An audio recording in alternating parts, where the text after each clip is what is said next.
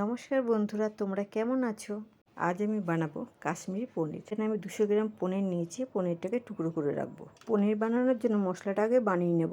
একটা বাটিতে লঙ্কা, জিরে, ধনে, হলুদ, কাশ্মীরি লঙ্কা গুঁড়ো অল্প জল দিয়ে গুলিয়ে রাখবো। একটা ফ্রাইং প্যানে অল্প ঘি দিয়ে চালমগজ ও কাজু বাদাম দিয়ে হালকা ভেজে নামিয়ে ঠান্ডা করে মিক্সিতে দিয়ে পেস্ট করে রাখলাম। এবার কড়াইতে তেল গরম করে পনিরের টুকরোগুলো দিয়ে হালকা করে ভেজে তুলে নেব।